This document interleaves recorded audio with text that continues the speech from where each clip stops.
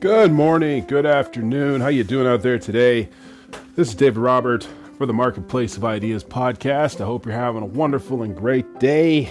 It is June the 17th, I believe, 2024, the day after Father's Day.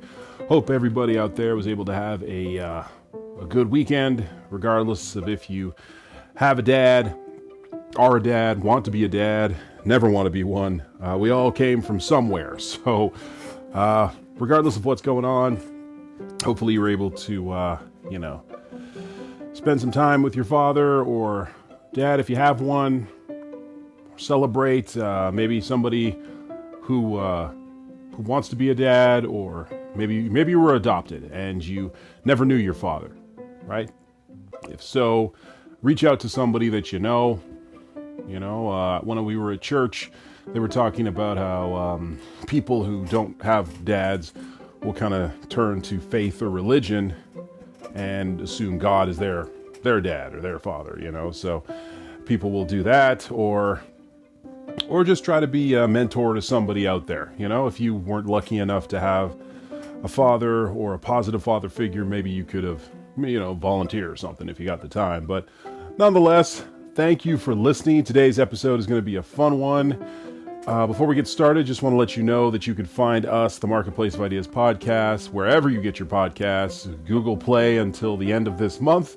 Podbean, iTunes, Spotify. We are there, rocking and rolling. You can also find the Adult Fitness podcast. We have a new episode, I believe, if everything goes as planned, coming in tomorrow. So look for that. And then we have a episode discussing. Well, it's going to be fun. I won't spoil it, but it's going to be fun. What we're going to be talking about on the Strange Tales of Gods and Monsters podcast. So check that out wherever you get your stuff. And So today's episode, we're going to be chatting. I didn't do too much research for this. It's kind of like off the cuff. I'm going to be rambling a little bit. I do have one article or so that I want to read off, but for this one in particular, I was doing some thinking about the state of pop culture, particularly when it pertains to physical media, when it pertains to things such as book talk, videos about hauls of whatever genre you're into, and kind of what that means when we're talking about being a part of a niche audience. So let me give you some background information here. So a few years ago, I made the decision that I would love to really move forward with my career choice, which is personal fitness training. The industry was kind of ripped asunder from COVID-19. We kind of went through a period where gyms were shutting down left and right. At the height of the pandemic, you could not get weights. It was very difficult to find kettlebells, and things were superly overpriced. Just a great example of that is per pound, you could get, a 45 weight plate for roughly about $45. Usually the standard was you'd get charged $1 a pound. If you got a deal, sometimes maybe 80 to 90 cents a pound. If you knew somebody who just wanted to get the stuff out of their house, you could probably even talk them down to like 50 cents a pound, At the height of the pandemic, people were selling one 45 weight plate for close to $3 to $4 to sometimes $5 a pound. It was supply and demand. There was a massive demand because gyms were closed and people couldn't get out to get their lifts in or to do their Olympic lifting or CrossFit or anything like that. And there was a limited supply.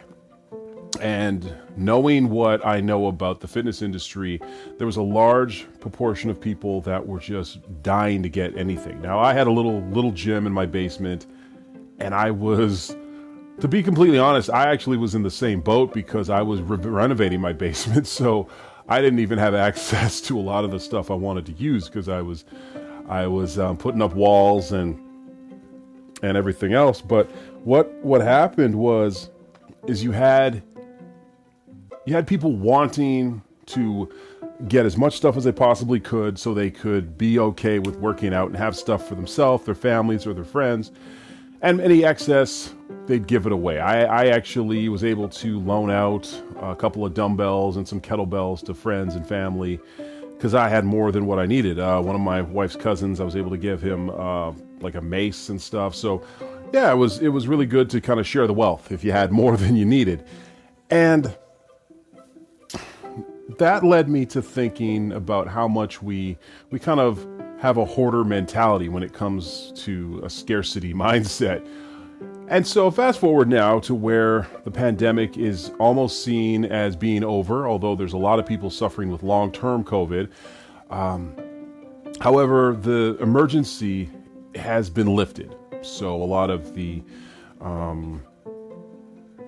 stuff that we were going through before, we're able to do now. So meeting in large groups and if you've gotten your shots and everything else, it's almost been downgraded to the flu, although it's a very vicious and disturbing virus. So it's not to be played with.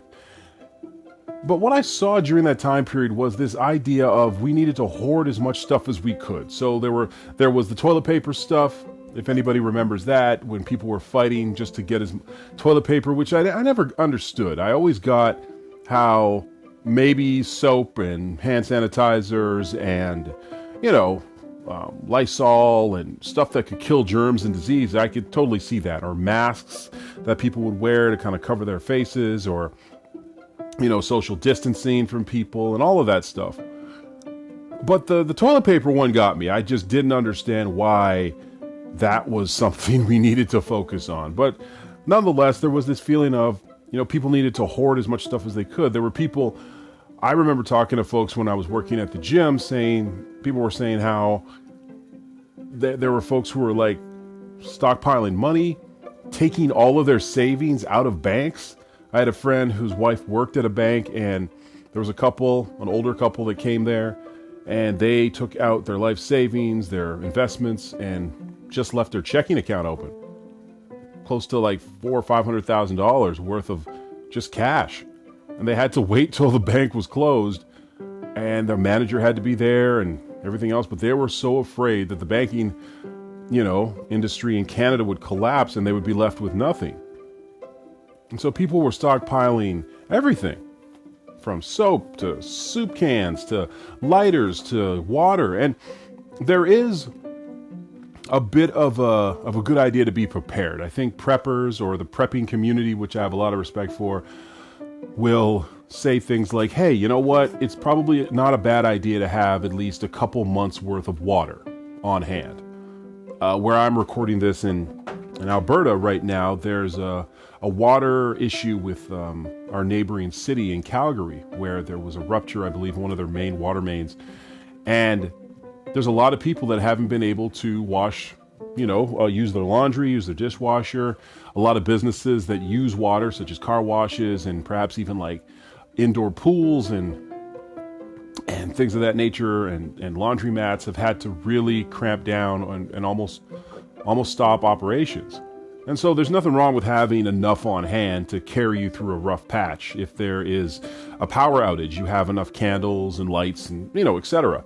But there's a limit, maybe like a month's supply of food, just in case. You have a lean month, maybe you get laid off, maybe your hours get cut back, or things of that nature. So that's something that we kind of need to, it's good to always prepare, but you don't need a year's worth of food, because then it'll go bad. You can't get to it all in time. You don't need 5 years worth of toilet paper. Like a month, maybe a few weeks should do you. And as we've moved kind of away from COVID and people are starting to get out there a little bit more and buying habits are starting to change a little bit, I've moved into the space of collecting, more amassing, but also getting DVDs and books and CDs and a lot of physical media that just has come, if I'll be honest, kind of out of favor with a lot of folks. And what I mean by that is, with streaming, with Apple and Spotify playlists, with what's another one? With Kindle, YouTube, Instagram, Facebook, Twitter, iTunes, Disney Plus. There's so much stuff that people can just stream and have a subscription base to, that they don't really need to have the physical disc or the physical book or the physical, magazine or whatever. And so a lot of this stuff is dirt cheap.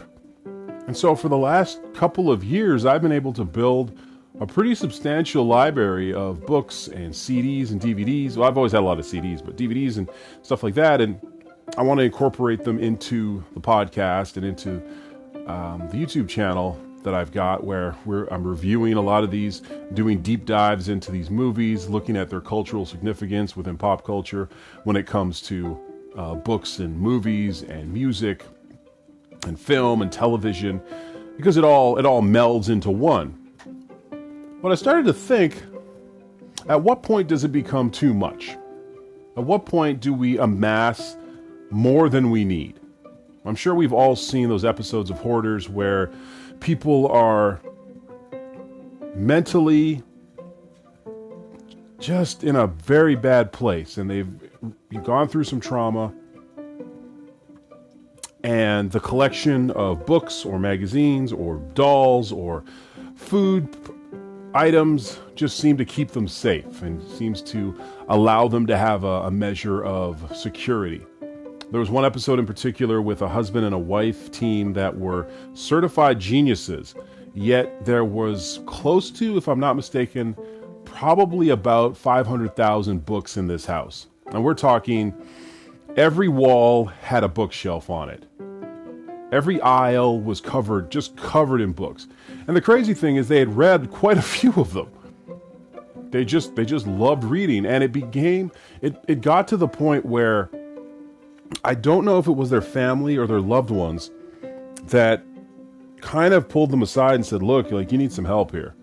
What is this? And I've watched shows where people have lost a loved one and they just retreated into their house. They maybe got a settlement so they didn't have to worry about going to work. And it just got to a point where every garage sale, every yard sale, every flea market, every Goodwill, Value Village, Facebook Marketplace, eBay, what else? Going out of business sale was just like pouring gasoline on a fire.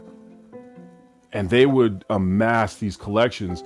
There was one lady I remember watching that, I don't know, I think it was dolls that she had. But the structure of the house was starting to give way. Not because, she was careless, but she had so much stuff in this house. And I'll never forget, I have an even personal story with this. One of my close friends, his father lives on the West End, and an older individual passed away, and they had kind of that same mentality that a lot of boomers have, and a lot of Gen Xers. I forget what generation I'm in, probably Gen X, but where it was just, hey, you didn't throw anything out, right? We just might, the infamous, well, this might come in handy one day, or you never know, maybe, right? Like, hey, come on, why throw this out? You might need it. And in my whole entire life, I think there's been 2 times where something that I'd actually kept, just to have around actually came in handy. It was actually something that I used. But the idea that, oh man, don't throw anything out. And so what happened is, with this gentleman's mother who passed away, who lived close to my friend's dad on the West End,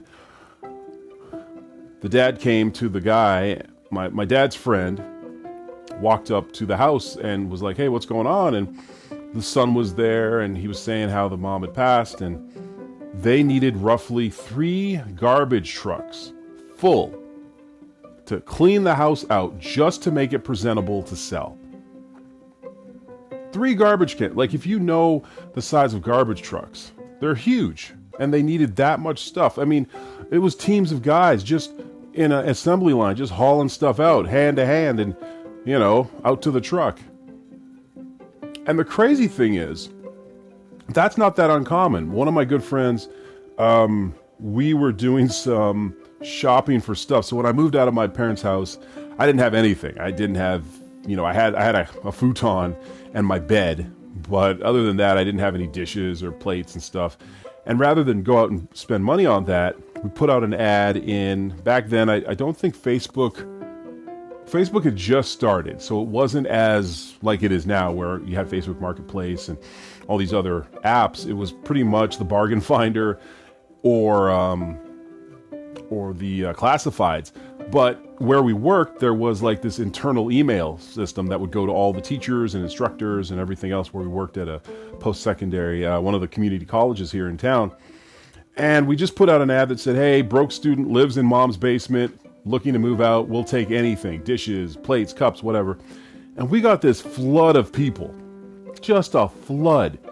And we could have had our pick. I mean, we went to a couple of houses and there were people just saying, look, I got plates, I got cups, I got dishes. What do you want? What do you need? And some, they were like, hey, we'll charge a good rate. Some were like, look, we just want this crap out of our house. If you can carry it out, you can have it.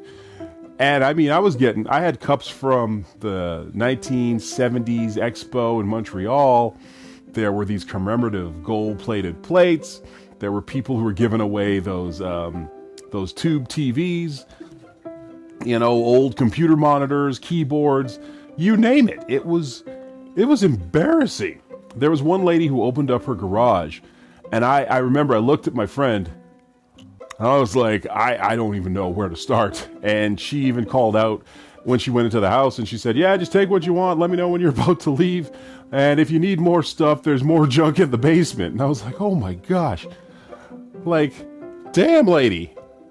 And I look around my own studio here in the basement, and I definitely see that I have by the end of this month, I gotta get together a nice little bookshelf to store some of the stuff that I have, get it off the ground. But if you're not careful, it can get away from you.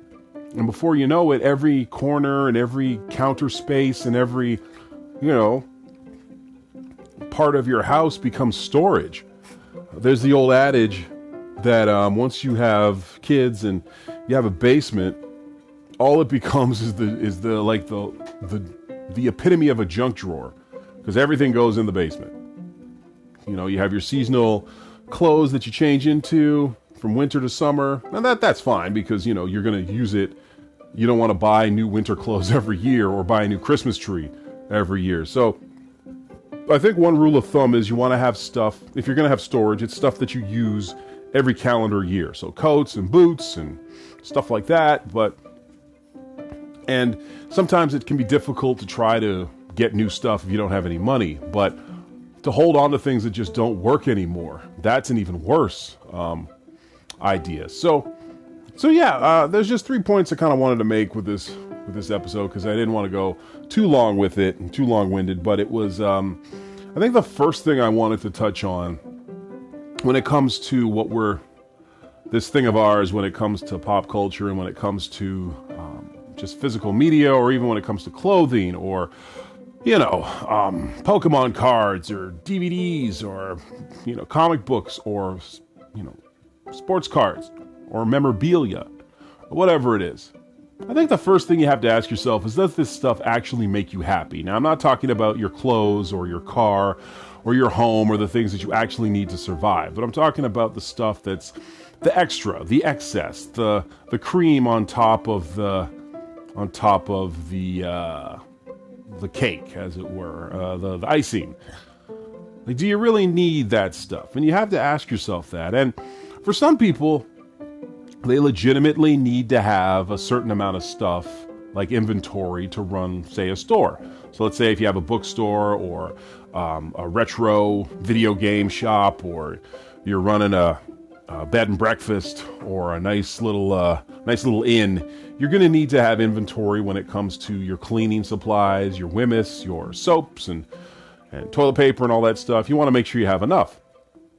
But if you're just a single person living in your house or your apartment or your townhouse, and you don't need to have 12 to 20 different plates. If it's just one of you, even if you have company over, you could we're kind of working on this in my house, where there's 4 of us in the house, plus the cat. So how much plates and forks and knives do you actually need, and cups. So you can just divide it up. Hey, everybody gets one glass cup, one tumbler, and one coffee mug.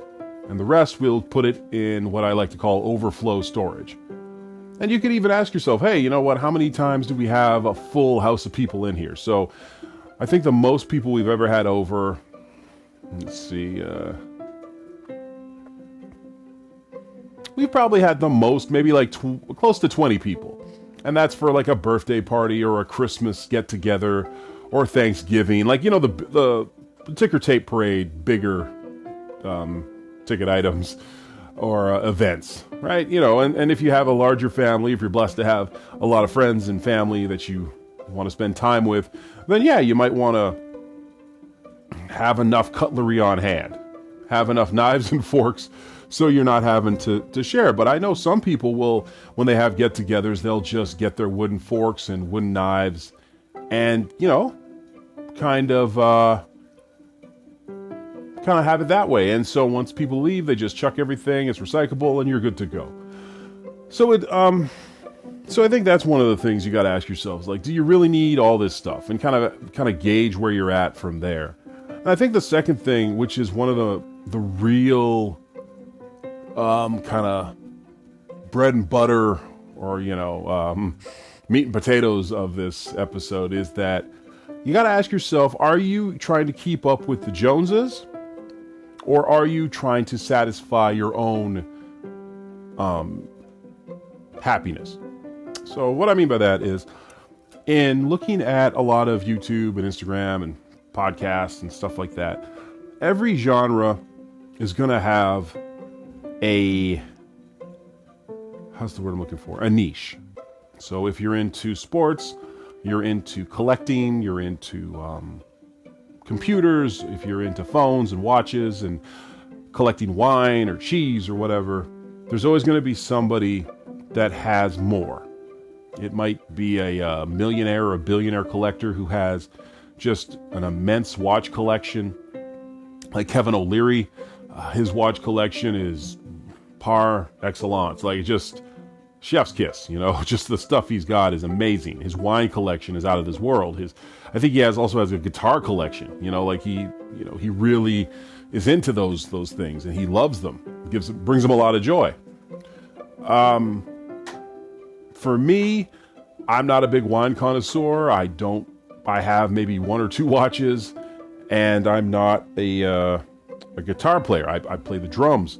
So for me, my thing might be books. I love books and comic books, and I love physical media and DVDs, and I might, if I had the means, I'd probably, you know, maybe buy a couple drum kits or whatever else. But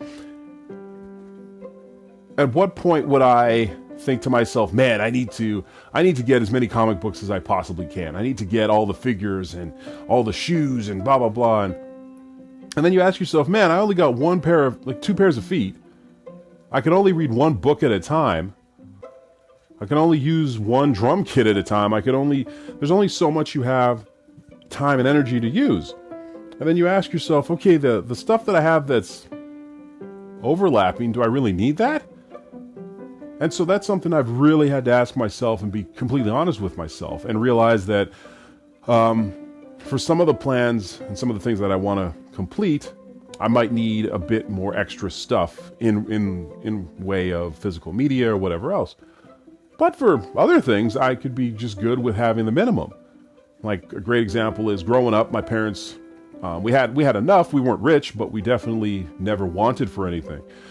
And as a kid, you always look at what other people have, specifically your classmates, and you would see them with, you know, the He-Man and the Batman and the Teenage Mutant Ninja Turtle toys, or figures or play sets, and you'd want them, and you'd beg your parents for them. But, you know, they had little things to worry about, like rent and paying the water bill and making sure that, you know, your dentures were on and stuff like that. So there wasn't a lot of money for Castle Grayskull, you know, or anything like that.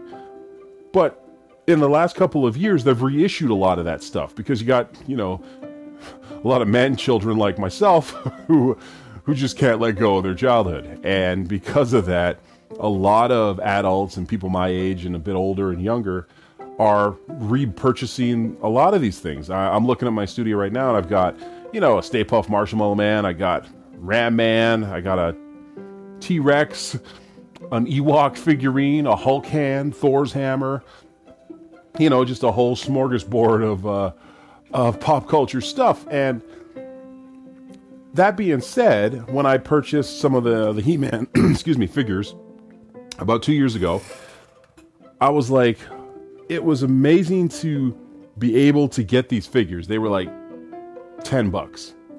And it brought me back. It really did. It brought me back to my childhood when I'd watch the cartoon shows on TV after school or on Saturdays. And it scratched that itch for me. But I don't need to collect the whole series. I don't need to collect all waves 1 through 5. I got the ones I have. I play with them with my kids. I'll, set them up in various poses and, and I just have them on the bookshelf or wherever. Every time I see them, it makes me smile. It brings me a sense of, your childhood from back in the day. But I don't need every figure. I don't need every playset. I don't need every video game that comes out. There's a few that I play that I really like, and I'm usually in and out when it comes to video games. I'll probably get a few more because, some of the titles I have are a little bit old now, and it'd be kind of cool maybe to get some newer games. But a few here and there won't hurt you. But it's the excess. It's the excess of having way too much, and sometimes it's good that some of these hobbies are so expensive, because then it limits you to think, hey, maybe I can't afford to buy, all the rare Jordans that are out there, and I can't afford to buy all these vintage watches.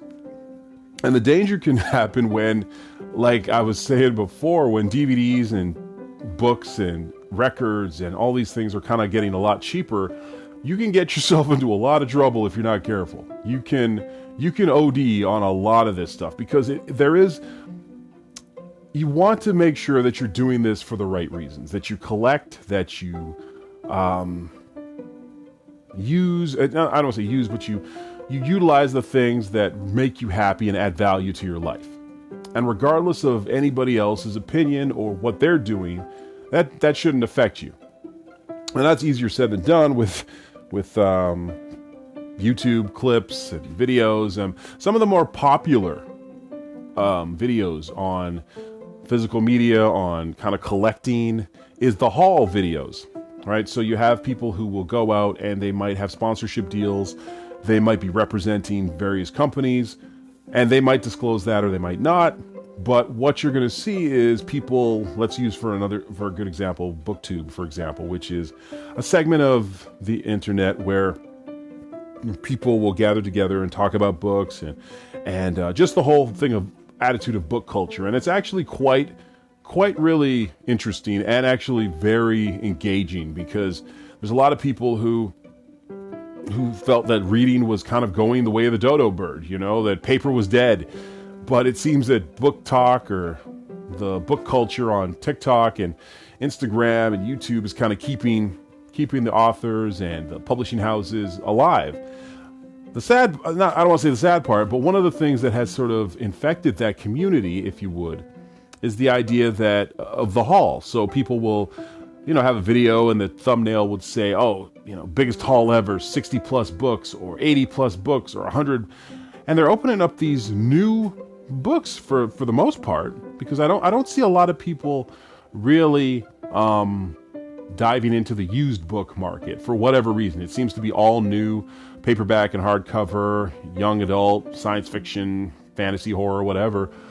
And some of these books could easily, if you're paying full price, if you're not getting them on a sale or anything, you're looking at 25, maybe $30 a book. Now, if you buy, on sales and stuff, you can probably get like 3 for $10, which I've seen in certain places, but even that can get to be a lot. And then what happens is, when you're purchasing as many books as, a lot of these people are, or if you're purchasing a lot of makeup, if you look at the Get Ready With Me videos or the influencer videos when it comes to promoting companies like Maybelline and there's another really big one, Fenty, Rihanna's company. I think Beyonce just started one for hair care as well as beauty. But if you're a part of those communities as well, concealer and eyeliner and lip gloss and all that, they can cost you a lot of money. And there's a lot of people just buying into that and trying to keep up with the Joneses. And so you got to ask yourself, do you really want to be a part of something where it's just about buying and consuming and not actually sitting and enjoying this stuff? So I recently came into some books, just the libraries were having a sale and stuff, and things were pretty cheap. And so I was able to get quite a lot of stuff, quite a lot of titles. And one of the things that I kept having to ask myself is, okay, even though I might read a book and may not want to keep it. And so, I pass it on because they were so cheap. You just kind of be able to gift a couple of books here and there and not feel like at a big loss. But if you are part of a community or you're trying to be part of one and you're not able to engage in the same way when it comes to collecting, what happens then? And I think that's the third point I want to make, is that regardless of what genre or what niche or whatever you're a part of, there's always going to be a part of that, I guess you could say, community that will pressure you into trying to keep up with what's going on. And you have to be true to yourself and say, regardless of what people are doing or what people are thinking, I personally love quote unquote snowboarding or skiing or biking or whatever. And even though you can't afford the top of the line snowboard or the best longboard or the nicest fitness equipment or the most advanced computer, Apple or Mac or PC, that shouldn't stop you from being a part of that community. It shouldn't be a reason as to why you're not as, welcome there. Because I can tell you from just being a part of the comic book community or toy collecting or anything like that, it can get very pricey and get very expensive. And I feel what happens once that takes place is that the true meaning of what you want to be a part of kind of gets lost.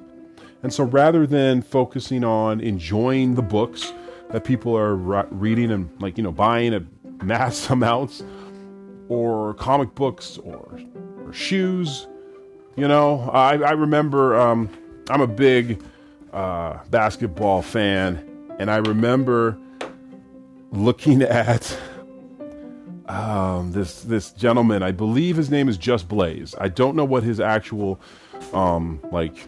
real name is, but I know what his performance name is. And Just Blaze is a DJ, producer of hip hop and just music in general.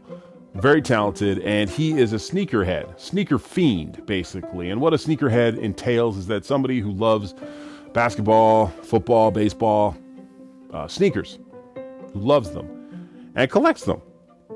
And it's a very expensive hobby. There are some shoes that I've seen on his feet on his show.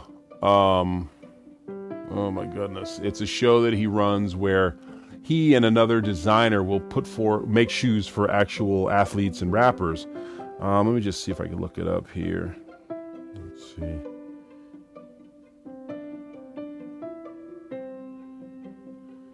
All right. He's 46. So he has a show.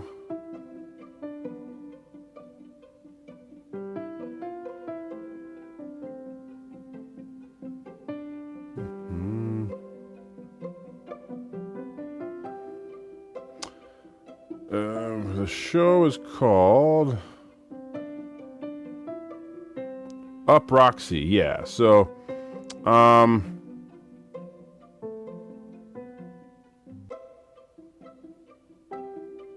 think the show is called Show Me What You God. But nonetheless, sorry, I was looking it up here, but nothing was coming up. But so on the show, he and this other designer create shoes for athletes and people in the music industry, people that he knows, people that are his friends.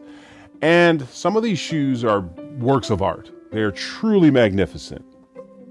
But Just Blaze had I believe a warehouse of sneakers, Air Force Ones, Air Maxes, you name it. Anything under the sun.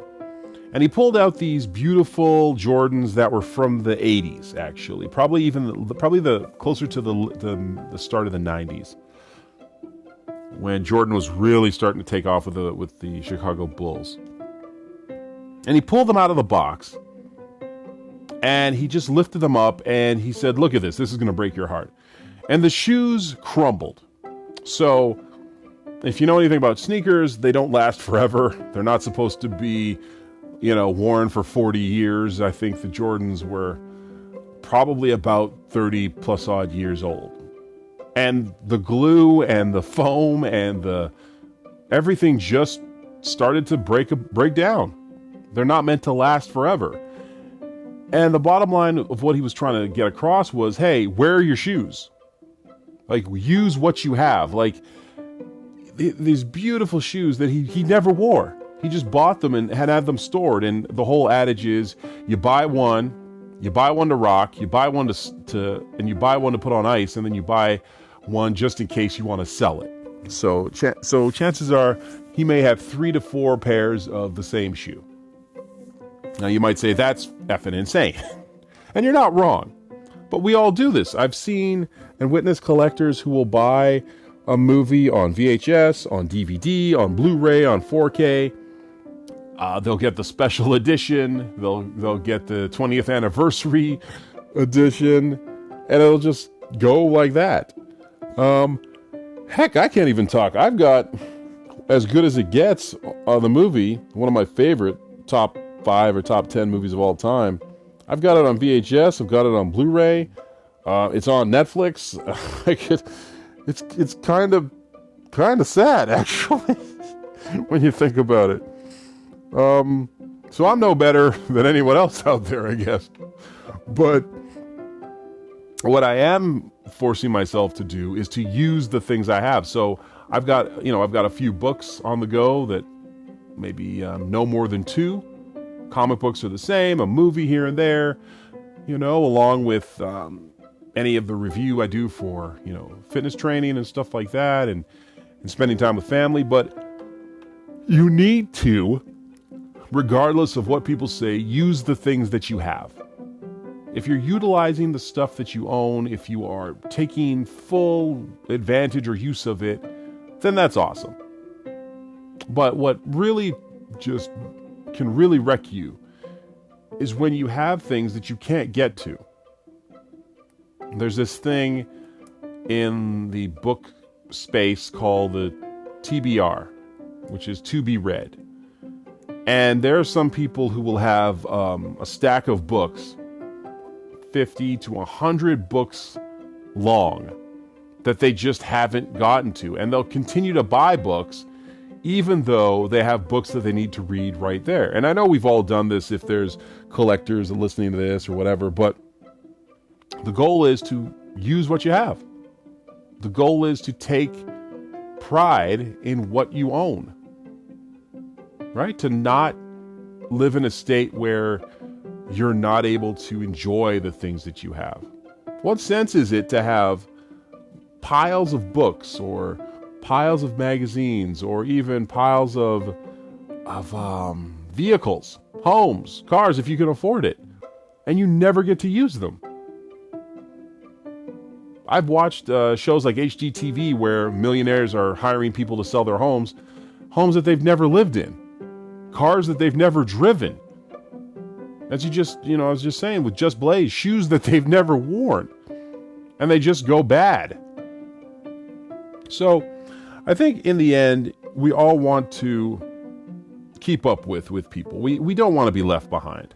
Nobody wants to feel as though, nobody wants to feel as though they are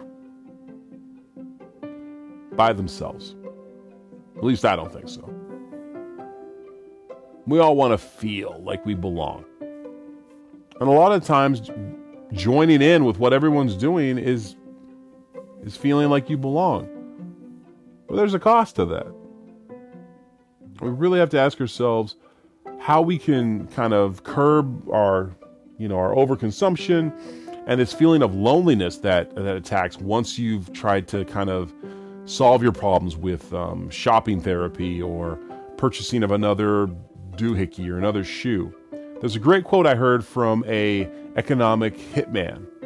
He would work for a lot of countries to kind of destabilize other economies so that other country could get a leg up. So imagine China interfering with Canada's economy or Canada's elections or whichever the case is. And he has a quote that's stated by saying, "You can never get enough of what you don't need." There is a massive amount of fear and loneliness out there. And a lot of people are trying to get it filled through social media, by consumerism, by just buying themselves out of their funk. And if research has shown anything, it just doesn't work. It just doesn't work. The idea that you can somehow solve all your problems and all your issues with more stuff doesn't work. I wish it did, because then we'd have a lot less people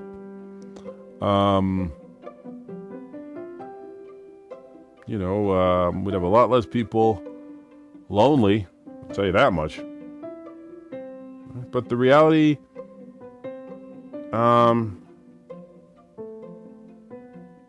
and the truth is that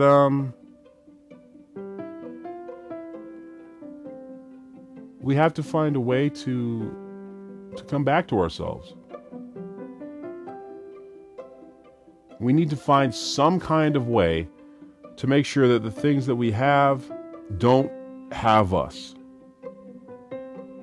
That all the books and the DVDs or the shoes or the cars or the houses or jewelry and all the trinkets, they're going to end up turning to dust.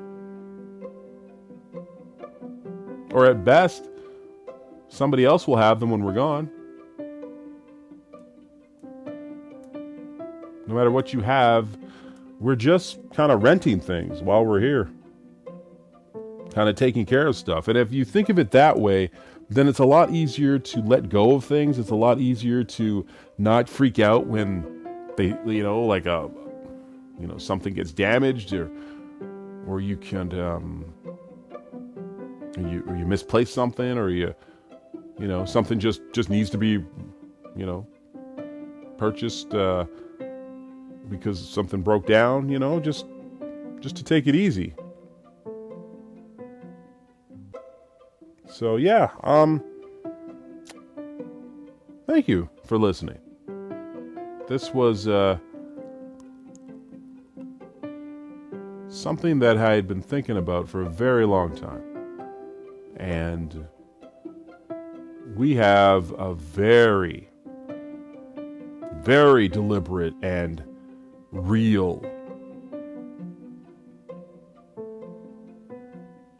problem when it comes to how our society, particularly in the West, spends its money on things that we don't need. I heard this great quote that I'll kind of end with, where this comic was running a routine, and he basically said that the reason that people are so pissed off is because we work at jobs that we hate for money that barely pays us anything, to work with people that we can't stand, to buy clothes that we don't want, to wear to people that we don't like and we don't want to impress, yet we have to just to make it seem like we're being okay.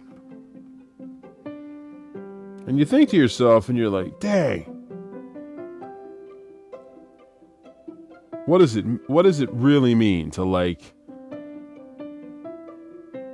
to just let go a little bit? Not to strip yourself naked, sell everything, and move to the country. And if you want to do that, go ahead. But what does it mean to actually kind of just maybe turn off the notifications on your phone? Heck, maybe even get rid of your phone. Get a dummy phone. Get rid of social media. Restart your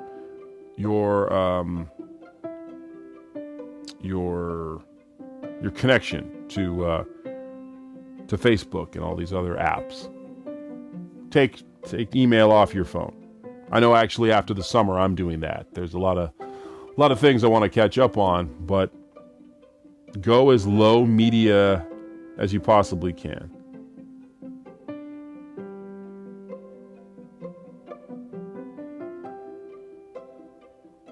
Do so in a way that allows you to reclaim your,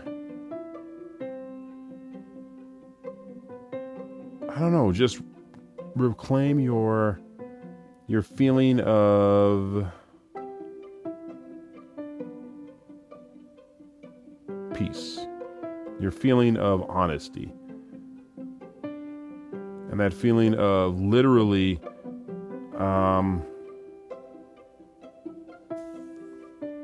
having your mind be your own. There's something so wonderful about reading a book because you're reading it. It's not being served up to you on an algorithm. It's not, something. It's not something that is being suggested to you by a social media app like Facebook or Instagram. You went into the store or you went online and you purchased this book because it piqued your interest. And after doing so, you felt just happy after reading the book or enjoying the CD, not the CD, but the music or the movie or whatever the case is. So I think at the end of the day, we do need to kind of reclaim ourselves in a way. And I think that's kind of what we can start to do if we're able to take control of our habits to keep buying, just to fill that hole in our souls,